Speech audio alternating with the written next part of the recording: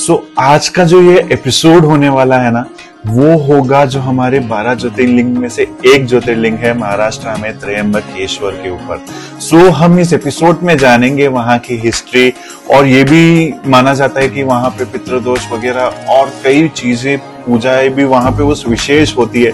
लेकिन ऐसा है कि कई बार हमें लोग डरा देते हैं कि वहां पे ऐसे लूटते हैं, ऐसे होता है, वो होता है। तो हम वो सब क्लैरिफिकेशंस आपको इस इंटरव्यू के द्वारा करेंगे। आज इस इंटरव्यू के हमारे मेन गेस्ट होने वाले हैं प्रशांत जी गुरुजी और श्री चंद्रशेखर जी गुरुजी, एंड वो हमें हर वो चीज बताएंगे कि कैसे होती है वहां पे पूजा, कैसे करवाते हैं वो वहां पे, ताकि आपको एकदम क्लियर रहे कि क्लियर पिक्चर आज आपके सामने होने वाली है। यार ऐसा होता है कि कोई एस्ट्रोलॉजर हमें बता देता है कि यार आपकी कुंडली में तो पितृदोष है, यार आपकी कुंडली में काल सर्प दोष है। बहुत से लोगों को ऐसा होता है कि मैरिज डिलेस है, करियर नहीं बन रहा है। इन सारी चीजों की जो ये चीजें जुड़ी होती है कुंडली में, कई मैटर करता है। बहुत लोग मानते भी, लेकिन उन्हें पता नहीं होता कि इस चीज की पूजा करवानी है या क्या करवानी है, वो हमें करना क्या है। तो इस एपिसोड में ये सारे डाउट्स आपके क्लियर होने वाले हैं। तो वीडियो को स्किप मत करना, एंड तक देखना। हो सकता है ये वीडियो आपके लिए लाइफ चेंजिंग हो जाए। जी। मृत्युंजय महादेव त्राहिमाम शरणागतम जन्म मृत्यु जराम व्याधि पीड़ितम कर्म बंधनैः। श्री क्षेत्र त्र्यंबकेश्वर ये महाराष्ट्र में नासिक स्थित 30 किलोमीटर नासिक से पश्चिम दिशा की ओर ये ज्योतिर्लिंग का स्थान है। इसको आद्य ज्योतिर्लिंग ऐसा बोला है। आद्य माने प्रथम। सृष्टि के निर्माण करने वाले देवता ब्रह्मा जी, पालन करने वाले देवता विष्णु जी और संहार करने वाले देवता शिव जी, ये तीनों देवता एकत्रित रूप में जहाँ वास कर रहे हैं, इनको त्र्यंबकेश्वर ऐसा बोला गया है। त्रिअंबक, 3 नेत्र वाली देवता, ये एक अद्भुत ज्योतिर्लिंग का स्थान संपूर्ण भारतवर्ष में है। यहाँ पर शिव जी के पिंडी के ऊपर बाण नहीं, तो अंदर उखलाकार गड्ढा है, और उस गड्ढे में ब्रह्मा विष्णु महेश से 3 देवताओं का स्थान है। और जहाँ शिव जी का स्थान है, वहां से गोदावरी का जल अखंड प्रवाहित होता रहा है। मानव प्राकृतिक रूप से निसर्ग ही शिव जी के ऊपर जलधारा का अभिषेक कर रहा है। ऐसे एक अद्भुत स्थिति श्री क्षेत्र त्र्यंबकेश्वर में है। संत श्रेष्ठ निवृत्तिनाथ महाराज का संजीवन समाधि स्थान श्री क्षेत्र त्र्यंबकेश्वर में है। महाराष्ट्र ये संतों की भूमि रही है। आद्य जो प्रथम माने जाते हैं संत श्रेष्ठ निवृत्तिनाथ महाराज, जो नाथ संप्रदाय के आद्य प्रवर्तन भूमि ये त्र्यंबकेश्वर है। संत ज्ञानेश्वर महाराज के बड़े भाई तथा गुरु, उन्होंने यहाँ संजीवन समाधि लिया है। गौतम ऋषि ने अपने गो हत्या के पाप से मुक्ति के लिए शिव को जहाँ प्रसन्न किया, वो ब्रह्मगिरी नाम का पहाड़ यहाँ पर है। इसी पहाड़ के ऊपर गोदावरी का उद्गम हुआ है। शिव जी ने अपनी जटा के द्वारा गंगा जी को गोदावरी के रूप में भूमि पर अवतरण होने के लिए जो स्थान, ये ब्रह्मगिरी स्थान एक गंगाद्वार नाम का स्थान है, जहाँ गाय के मुख से गोदावरी का पानी आता है। वनवास में जब श्री राम तथा भैया लक्ष्मण अपनी पत्नी सीता सहित यहाँ आए हुए थे, तो त्र्यंबकेश्वर ज्योतिर्लिंग के दर्शन करके उन्होंने अपने पिता का श्राद्ध जहाँ किया, वो स्थान श्री क्षेत्र त्र्यंबकेश्वर है। कुश यानी आवर्त, रोकना यानी आवर्त। दाब की काड़ी से, कुश के द्वारा दाब की काड़ियों से जहां बहती गोदावरी को रोका है, आवर्त यानी रोकना, वो स्थान कुशावर्त तीर्थ है। हर 12 साल बाद सिंह राशि में जब गुरु प्रवेश करता है, तब यहाँ सिंहस्थ कुंभ मेला होता है। भारतवर्ष में 13 अखाड़े हैं। इनमें से 10 अखाड़े जिसमें नागा साधु वगैरह हैं, इन सबका शाही स्नान में समावेश होता है। अन्य क्षेत्रे कृतम पापम पुण्य क्षेत्रे विनश्यति, ये भाव से श्री क्षेत्र त्र्यंबकेश्वर में हर 12 साल बाद सभी साधु संत महंत तपस्वी योगी त्यागी यहाँ निस्वार्थ भाव से आकर गोदावरी में स्नान करके गोदावरी को पवित्र करने का कार्य कर रहे। ये भाव से वो श्री क्षेत्र त्र्यंबकेश्वर में यहाँ पर स्नान करते हैं। त्र्यंबकेश्वर में गोदावरी का जन्म स्थान तथा शिव जी के ज्योतिर्लिंग का स्थान, इन कारणों की वजह से यहाँ विशेष रूप से 2 महत्वपूर्ण पूजा की जाती है। एक पूजा है जिसको पितृदोष निवारणार्थ नारायण बलि, नाग बलि ऐसा पूजा बोला है। अपमृत्यु के कारण परिवार में जो दोष निर्माण होते हैं, उनको पितृदोष ऐसा बोला है।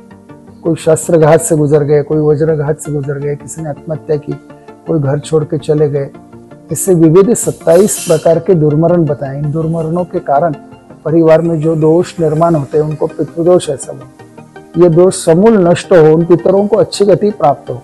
इसीलिए यहाँ शिव जी के ज्योतिर्लिंग के सानिध्य में अहिल्या और गोदावरी नदियों के संगम पर 2 दिन विशेष महापूजा की जाती है। ये संपूर्ण प्रेत पितृकर्म है। इसको नारायण बलि, नागबली पूजा बोलते हैं। संपूर्ण भारतवर्ष में ये पूजा करने का एकमात्र स्थान श्री क्षेत्र त्र्यंबकेश्वर। ये नारायण बलि, नागबली पूजा जो है ये एक सकाम कर्म है, काम्य कर्म माना जाता है। मन में कोई इच्छा कामना रखकर भी ये पूजा संपन्न करवाई जाती है। इसी तरह त्रिपिंडी श्राद्ध नाम का एक पूजन किया जाता है। अपने परिवार में बाल्यावस्था में कोई गुजर चुके हो, यौवन अवस्था में कोई गए हो, वृद्धावस्था में कोई गए हो, उनके लिए त्रिपिंडी श्राद्ध नाम का एक 3 पिंड का श्राद्ध यहाँ कुशावर्त तीर्थ पर किया जाता है। ये भूमि की विशेषता है। विशेष रूप से यहाँ काल सर्प योग, नवग्रह शांति, राहु गुरु शांति, चांडाल योग शांति, अंगारक योग शांति, केतु द्रुम शांति, ऐसे विविध प्रकार के जन्म नक्षत्रों की शांति भी करने की यहाँ पर एक विशेष परंपरा रही है और ये भूमि उसके लिए पवित्र मानी गई। इसके लिए संपूर्ण भारतवर्ष नहीं तो देश विदेशों से लोग यहाँ पर आते हैं और अपने कार्य यहाँ कर कर एक निस्वार्थ भाव से पंडितों के द्वारा की जाने वाली पूजा के द्वारा उनको कार्यों की सफलता प्राप्त होती है और उनकी श्रद्धा दिन ब दिन श्री क्षेत्र त्र्यंबकेश्वर और ये धार्मिक पूजाओं के प्रति नित्य बढ़ रही है। ये यहाँ की विशेषता है। महामृत्युंजय त्र्यंबकेश्वर ज्योतिर्लिंग के स्थान में विविध पूजाएं होती हैं। उसमें से एक प्रमुख पूजा है कालसर्प योग शांति की। ये राहु के कारण अपने कुंडली में योग आता है। ये राहु प्रथम स्थान, चतुर्थ स्थान, पंचम स्थान, अष्टम स्थान, सप्तम स्थान, दशम स्थान, 12वें स्थान में हो, द्वादश स्थान में हो तो योग है। इनके साथ में अगर सूर्य चंद्रमा आ गए तो योग है। ये योग अलग अलग प्रकार से होते हैं। ये योग होने से अपने बने बनाए काम में बाधा लाने का काम राहु और केतु करते हैं। तो ये अपने खुद के जीवन के लिए पूजा है कुंडली के अनुसार। तो पूजा में बैठे तो संकल्प होता है कि अपने जन्म कुंडली में, राशि कुंडली में, चतुर्थ, अष्टम, द्वादश स्थान में जो क्रूर ग्रह उनकी अनुकूलता प्राप्त हो, नवग्रह प्रसन्न हो, इस जन्म में, जन्म जन्मांतर में, बाल्य यौवन वार्धक्य अवस्था में सर्पवध हुआ हो, दोष परिहार हो, राहु के कारण दोष उत्पन्न हुए परिहार, इस कारण ये राहु शांति का राहु काल सर्प की पूजा कर रहे हैं शांति की। ऐसे संकल्प होता है। संकल्प होने के बाद गणेश जी का ध्यान है। 4 साक्षी देवता है, सूर्य, दीपक, भूमि, जल देवता, इनकी पूजा करके, गणेश जी की पूजा करके फिर नारियल वाले कलश की स्थापना है। नारियल वाला कलश ये आशीर्वाद का कलश है। दूध मंत्रों से उसकी पूजा करके उसके ऊपर नारियल रखकर उसको हाथ लाकर प्रार्थना है कि जब अमृत मंथन के समय अमृत कलश उत्पन्न हुआ था तब भगवान ने उनकी प्रार्थना की थी कि इस कलश के मुख में विष्णु का स्थान हो, कंठ में रुद्र का हो, मूल में ब्रह्मा का स्थान हो, सप्त सागरों का आह्वान उस जल में हो, चारों वेद चारों दिशा में स्थित हो, स्थिर हो। या ये प्रार्थना करके वो कलश उठाकर अपने माथे को लगाना है।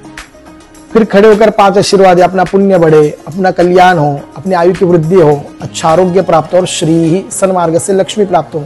यह आशीर्वाद लेकर नीचे बैठकर 16 शक्तियां हैं अपने कुल स्वामी सहित अलग अलग, जो अपने घर की उन्नति चाहने वाली, जय विजय देने वाली अलग अलग शक्तियां हम देखते हैं, बोलते हैं, सुनते हैं, सामने चीज गिरी उठा सकते हैं। ये सब शक्तियां अपने शरीर के अंदर काम करती हैं, उन माताओं के कारण काम करती हैं। तो उनके नाम से उनकी पूजा है। फिर नांदी श्राद्ध है, अपने पितरों का स्मरण है, शुभ पूजा में किया हुआ ध्यान मात्र से पितर लोग आशीर्वाद देते हैं। अपना गोत्र बढ़े, अपने घर में दाता आदमी निर्माण हो, घर में संतति आगे बढ़ती रहे, घर में वंश आगे चलता रहे, घर में भरपूर अन्न टिका रहे, अतिथि आने पर सम्मान हो, सत्कार हो, अपनी संपत्ति अपने पास में हो, ये पितर लोग ये आशीर्वाद दे सकते हैं। फिर ये नांदी श्राद्ध होने के बाद में सब देवता है, काल सर्प राहु, सोने की मूर्तियां हैं काल सर्प राहु की, 9 नाग है चांदी के, उनके 9 कुल है, अनंत, वासुकी, शेष, पद्मनाभ, कंबल, शंखपाल, धारतराष्ट्र, तक्षक और कालियम। 9 कुल से उत्पन्न होने वाले विविध दोष है, इसलिए 9 नागों की पूजा है। नवग्रह अनुकूल हो, इसलिए नवग्रह की मूर्ति है, नवग्रह की पूजा है। जहाँ नवग्रह अनुकूल होने के लिए पूजा करते वहाँ हवन होता है, और जहाँ हवन होता है वहां पर महादेव का स्थान होता ही है, इसलिए नंदी और महादेव ऐसे सब भगवान है। इनकी प्राण प्रतिष्ठा है, पंचामृत स्नान है, अभिषेक के ऊपर रखकर उनके आगे भी पूजा करके भोग दिखाकर मंत्र पुष्पांजलि है। फिर हवन है, जो भगवान हमने आवाहित किए उनको समर्पित भाव से हवन है। देवता या ग्रह संतुष्ट हवन से होते हैं। अग्नि की 2 पत्नियां हैं, स्वाहा और स्वधा, जो भगवान तक पहुंचाती है उसका नाम है स्वाहा, इसलिए हवन करते समय स्वाहा बोलते हैं। नवग्रह का हवन है, राहु काल सर्प का आह्वान है, बाद में बलि प्रदान है, पूर्णाहुति है और शिव जी का ध्यान है। ऐसे ये पूजा, काल सर्प की पूजा त्र्यंबकेश्वर में की जाती है। सो आई होप जो आज के एपिसोड में आपको इंफॉर्मेशन मिली है प्रशांत जी और चंद्रशेखर जी के द्वारा बहुत इंपॉर्टेंट रहेगी। मुझे तो भैया बहुत इंपॉर्टेंट लगी।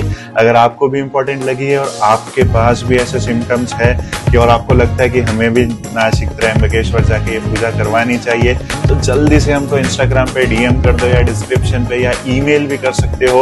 हम आपको चंद्रशेखर जी के या प्रशांत जी का कॉन्टेक्ट नंबर प्रोवाइड कर देंगे। वो बड़ी अच्छे से आपकी पूजा करवा देंगे एंड आपको अच्छे तरीके से गाइड भी कर देंगे। बाकी कोई भी आपके डाउट्स हो, कोई भी एपिसोड, कोई इस चीज को लेके, तो आप हमें मेल कर सकते हो। आई होप वीडियो अगर अच्छी लगी हो तो प्लीज चैनल को सब्सक्राइब जरूर करना एंड वीडियो को शेयर करना बिल्कुल भी ना भूलना।